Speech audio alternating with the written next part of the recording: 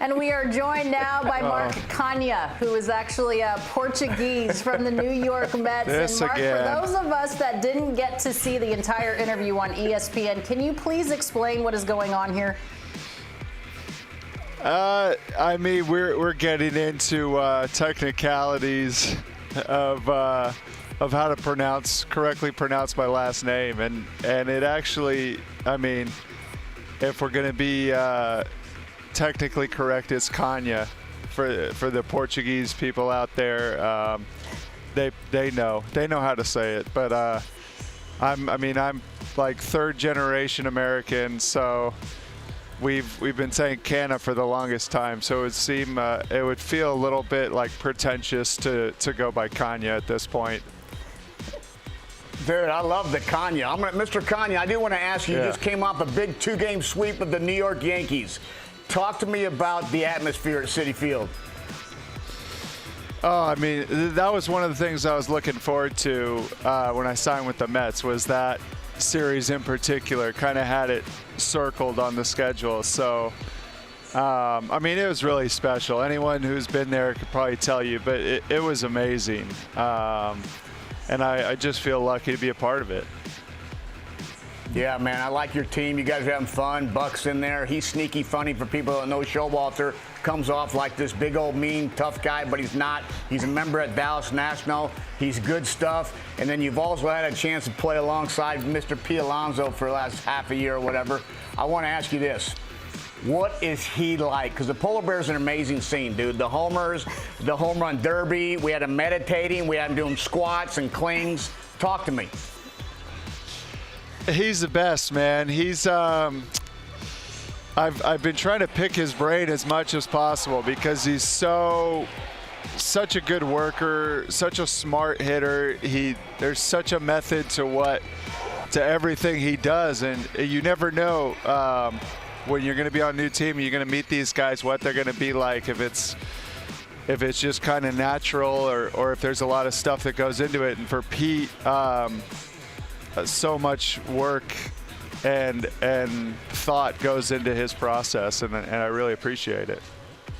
You guys are having a great year. He's certainly in the conversation for National League MVP, but you come to New York from Oakland, 7 seasons there. Your wife, Marcy, she's an architect. Do you guys have any strong opinions about the high-rises or the architecture in the city? My 4-year-old Cammy does. She's been pointing at buildings and go, wow, look at that one. And she loves buildings. She loves the bridges. So it makes me really happy that we chose New York when I see her do stuff like that, because she's a chip off of Mama's block with the appreciation for buildings. Yeah, that's great. And of course, it's all about the show there in New York. Bright lights, big city, and New York, the Mets social department does a great job of showing you guys arriving. I love how they always show, every team shows guys getting off the bus with the Starbucks in their hand. We all know how you get to the park. All right, tell me please about this particular fit. That was a new one that's a new one I was really excited to wear. We were coming to Miami, so I felt like it was appropriate, and that is the fine people at Acne Studios got me into that one. And I love fashion. I love dressing up. The guys on the team know I tend to go big on the show flights. So I like to. It's why not? You know, we're only here for so long in the big leagues, and going on these trips like this, and I feel like it's now more than ever, it's an opportunity to blow it out with the fashion. Yes, I agree with that 100%. And keep doing it. It's awesome. Now you run an Instagram account called Big League Foodie, which basically I want you to explain.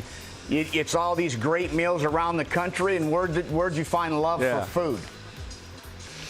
I mean, my dad cooked a lot growing up, and he would cook a lot of stuff that as kids we probably hated most of the time, honestly. But through that, I kind of, it was comfortable eating stuff that was that we didn't know what it was. And so I was eating weird stuff from a very young age. And then I went to school at Cal Berkeley, and they have all kinds of different diversity there in the food scene. So there's all kinds of different cuisines I got to try, and Indian food and Thai food and Korean food and stuff like that. So ever since then, once I met a food blogger in the Bay Area, and she told me what she was doing, I was like, oh wow, you can actually do this, and people will pay attention and follow, and people are interested, and I just thought that was the coolest thing, and I basically copied her, and I was like, all right, well, I'm doing it too, because this sounds awesome. Yeah, dude, that is good stuff. All right, so since that we don't have everybody's not a foodie, I want to go through your Instagram account, and I want you to kind of describe some of these dishes. Oh, Miss Alana, are you a foodie? Alana's got something. Oh, big time. I'm a big foodie. I love this page. I'm all in on his page, The Big League Foodie. I'm all in. I'm following him all the way across the country, eating all this food. Oh, let's dive into it. Let's dive into it. I want to go right here. It's called the Cold English Pea Soup, Chicago. Yeah. That's Royster, which is Grant Achatz' restaurant. He also has the more kind of famous and formal Alinea, which is a 3 Michelin star restaurant. But that one was really good. I love peas. I love a pea soup, and in the summertime it just feels right. And they fancied that one up with I believe it was a Greek yogurt ice cube in the corner there, and a piece of jamon iberico, and that was amazing. That does look amazing. I'm a big pea soup guy also. All right, from the Bay Area, Lumpia. Can you talk to me about this? Oh, Lumpia. Oh, the Lumpia Company. This is the best.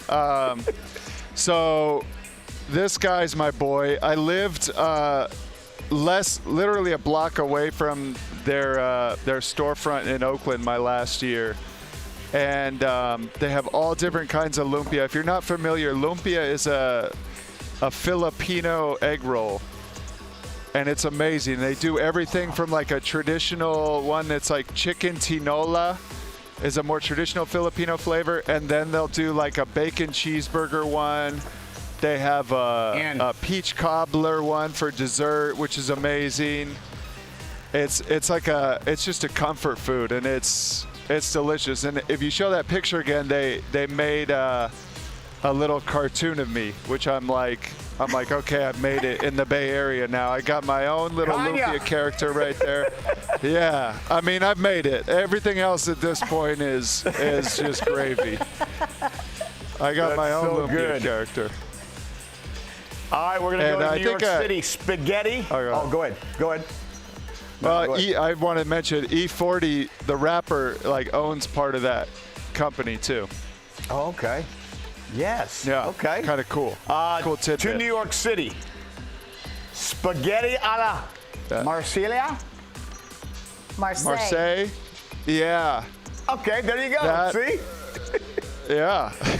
That's a new dish for me. That's just like this really nice kind of casual French bistro in the Upper West Side called Nice Matin. I hope my pronunciation is right there. Nice Matin. You're nailing it. Yeah, it's a seafood pasta dish, and it's got crab in there, some crab meat, some shrimp. I believe there's some mussels in there, and I'm a sucker for fresh seafood, and that one was just a really cool neighborhood restaurant, no frills, but just good solid French bistro food, which I'm a big fan of.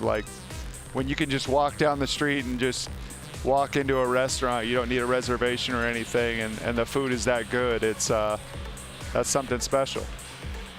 Let me ask you this, last Mark. one. Now, I know that you ahead, love Alana. the French You food. do it. Are you doing champagne with it? Because you said, what's the point of drinking anything else? Why don't you just drink champagne?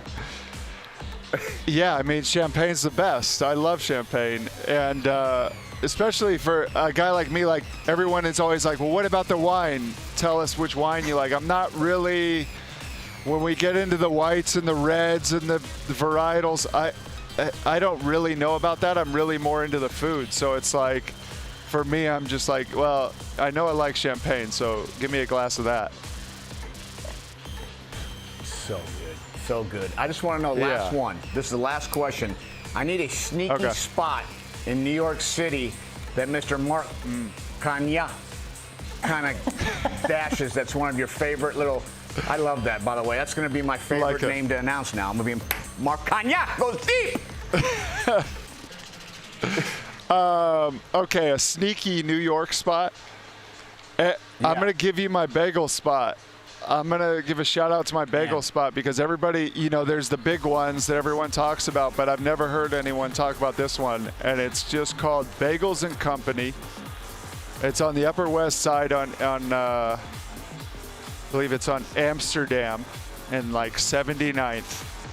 And it's amazing. It blew me away. I didn't get the New York bagel thing like I had. Essa Bagels are pretty good, and there's H&H and all these bagel places, but this one is like the neighborhood one that I don't know. I don't know. Maybe there's better bagels in New York. Maybe there's not. But I can't imagine there's better bagels than Bagels and Company. Bagels and Company in New York City, and I'm going to go ahead and just throw this out there. I've been trying to get into Alinea for about a decade, so if there's anything that you can do to get me and 1-5 into Alinea in Chicago, please let us know. That would be great. I mean, we'll make it happen. It's not that hard. We'll make it happen. Grant Atkins is a great guy. Make sure that you worry about Sandy Alcantara tonight first before you worry about our reservations. Thanks so much for taking a minute to be with Kevin and I right here on Intentional Talk. All right. Thanks for humoring me with the food talk.